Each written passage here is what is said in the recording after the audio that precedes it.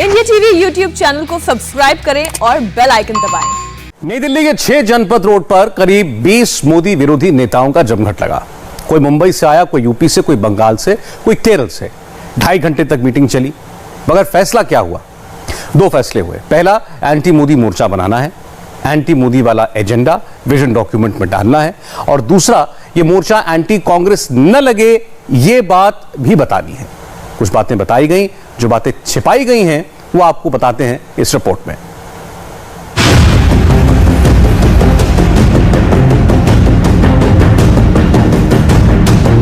पवार ने पिच बनाई है, पावर प्ले की तैयारी है, बंगले पर बड़ी गहमागहमी है, मोदी हेट क्लब की मीटिंग है, एंटी मोदी मोर्चे के सब मेंबर जुटे हैं। मीटिंग का मतलब क्या है उसे समझना है तो पहले आप मोदी हेट क्लब के मेंबरों का नया तारुफ सुन लीजिए। मोदी हेट क्लब के मेंबर नंबर 1 यशवंत सिन्हा ममता के नए मंत्रणा मंत्री हैं। ममता को बहुत भरोसा है इन पर। 2024 में मोदी के खिलाफ ममता को बड़ा फेस मानते हैं। मोदी हेट क्लब के मेंबर नंबर 2 जयंत चौधरी। अजीत चौधरी के बाद आरएलडी के अध्यक्ष बने हैं। अखिलेश के साथ हैं। एंटी मोदी मोर्चा से 2022 का रास्ता तलाशने आए हैं।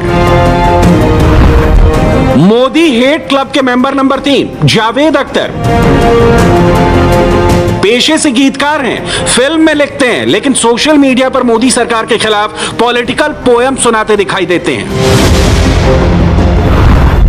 मोदी हेट क्लब के मेंबर नंबर 4 उमर अब्दुल्ला।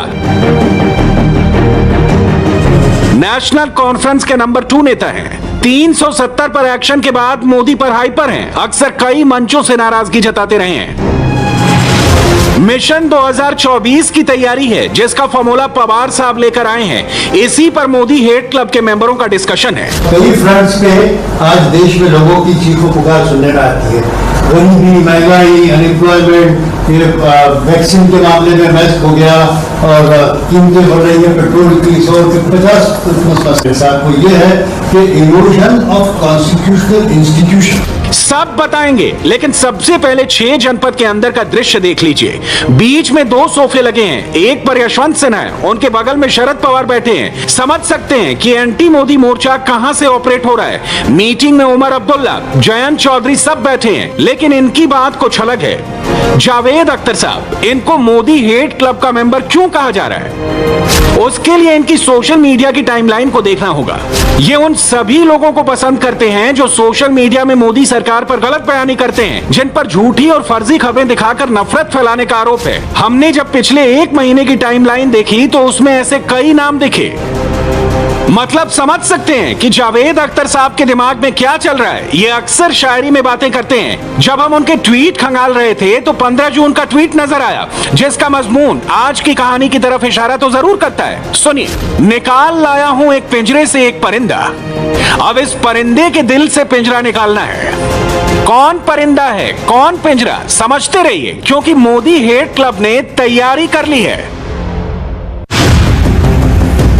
और अगर इस शेर के फलसफे को अच्छी तरह से समझना है तो 20 दिन पहले के जावेद साहब के इस ट्वीट को देखिए। सलमान खुर्शीद साहब को लिखा है, राहुल पर कटाक्ष है तो मोदी के लिए मन में क्या है वो भी बता दिया है। जनाब सलमान खुर्शीद, आपका विरोधाभासों से लबरेज लोकतंत्र का राजा पूरी तरह से दयनीय है। राहुल गांधी विपक्षी नेताओं में से एक के रूप में स्वीकार हो सकते हैं, लेकिन जो कोई भी राहुल गांधी को पीएम के रूप में देखता है वो श्रीमान मोदी को हमेशा के लिए भारत के प्रधानमंत्री के रूप में कायम रखने की पूरी कोशिश कर रहा है।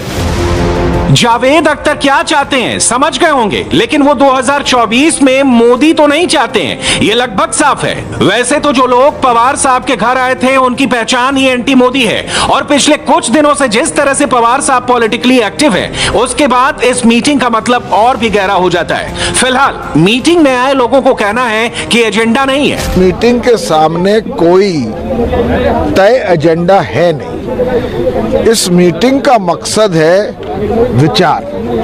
राष्ट्रमंच आज से ही नहीं, जब भी पहले मिली है, एक ओपन एंडेड आधार पर वार्तालाप का फोरम है।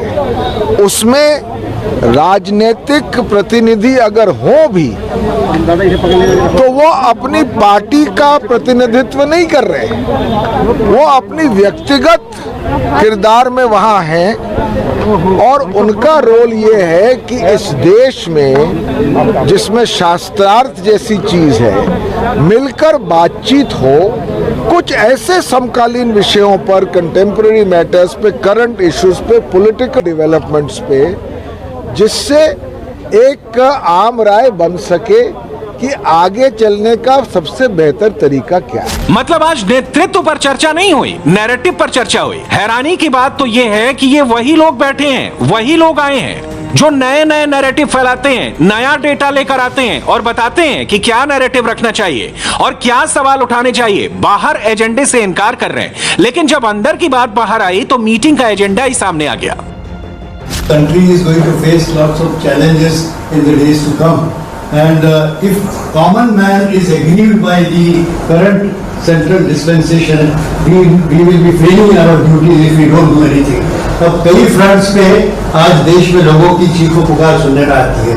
गरीबी, महंगाई, अनएम्प्लॉयमेंट, ये वैक्सीन के मामले में मैच हो गया और कीमतें बढ़ रही है पेट्रोल की 150 के साथ। वो ये है कि erosion of constitutional institution. Pawar के दिमाग में सब कुछ क्लियर है, सारा फॉर्मूला तैयार है और प्लानिंग भी, जिसकी पहली तस्वीर 12 जून को नजर आ गई थी, जब बंगाल में ममता के रणनीतिकार प्रशांत किशोर ने मुंबई में 3 घंटे तक मुलाकात की और 21 जून को दिल्ली में 2 घंटे तक मुलाकात चली। शरद पवार के घर हुई इस बैठक की भूमिका मुंबई में तय कर दी गई, जब शरद पवार और प्रशांत किशोर आपस में मिले थे। इसके अलावा शरद पवार ने आज एनसीपी की राष्ट्रीय कार्यकारिणी की बैठक भी ली, जिसमें उन्होंने 2024 के चुनावों पर चर्चा की और इस बैठक को शरद पवार की उन कोशिशों से जोड़कर देखा जा रहा है जिसमें वो राजनीतिक माहौल को भांपने की कोशिश कर रहे हैं कि कैसे बीजेपी विरोधियों को एक साथ किया जाए, जिसके केंद्र बिंदु में शरद पवार हों। शरद पवार पहले भी ऐसी कोशिशें कर चुके हैं, लेकिन वहां राजनीतिक हित टकराते दिखाई दिए थे। लेकिन अब की बार राजनीतिक हितों की चर्चा बाद में होगी, पहले मुद्दों के जरिए माहौल भांपने की कोशिश है। इस मुलाकात के बाद ही पवार क्या करने वाले हैं उसका अंदाजा लग गया था और आज राष्ट्रमंच के बैनर तले एंटी मोदी मोर्चे की मीटिंग का मतलब क्या है?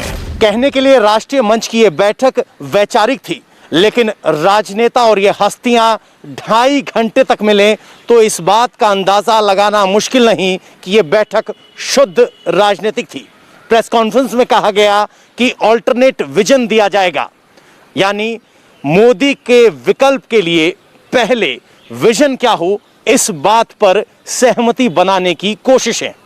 इस तरह के संयुक्त मोर्चा बनाने की कोशिशें पहले भी हुई हैं, लेकिन वो अहम के टकराव के चलते बिखर गई।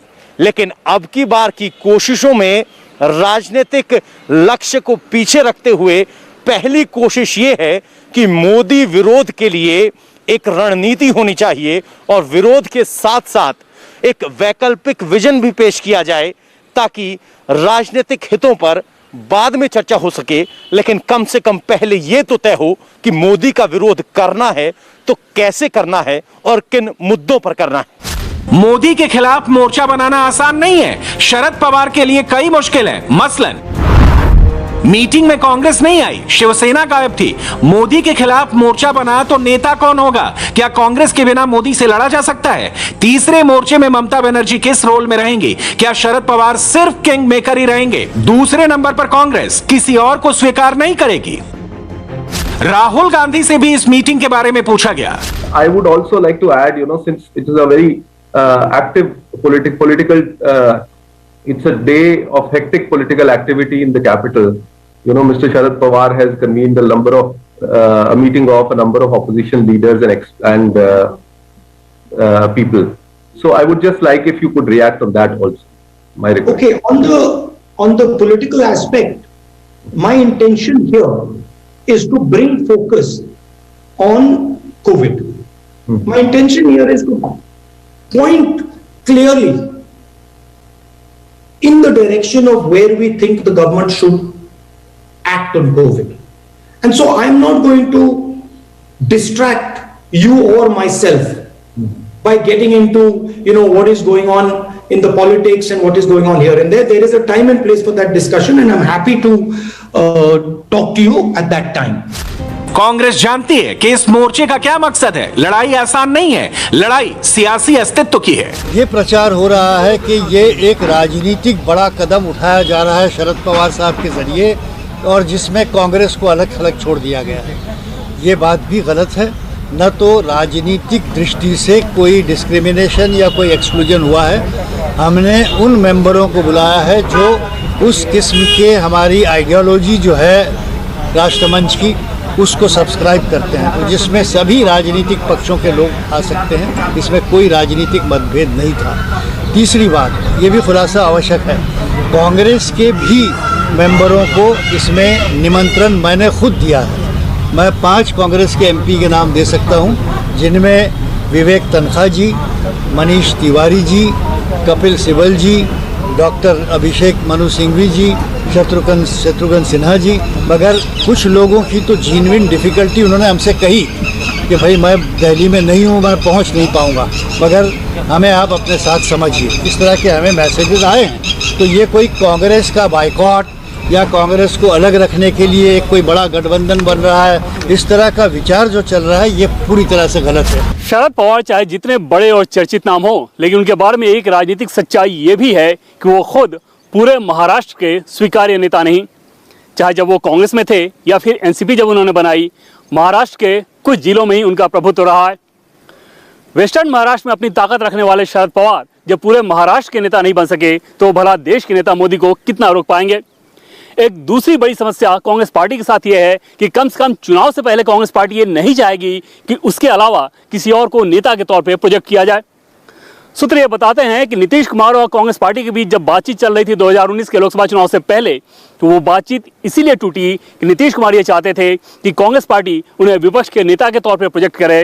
राहुल गांधी ने इस प्रस्ताव को सीधे सीधे नकार दिया। जाहिर है कांग्रेस की स्थिति आज भी नहीं बदली है। गुजरात के पाटन में आज बाढ़ में एक बाइक सवार फंस गया। रोंगटे खड़े कर देने वाली तस्वीरें बस 4 मिनट के ब्रेक के बाद। नमस्ते, मैं हूं मीनाक्षी जोशी। वीडियो और खबरों से अपडेट रहने के लिए India TV YouTube channel subscribe करें, बेल आइकन दबाना ना भूलें। जुड़े रहें इंडिया टीवी के साथ।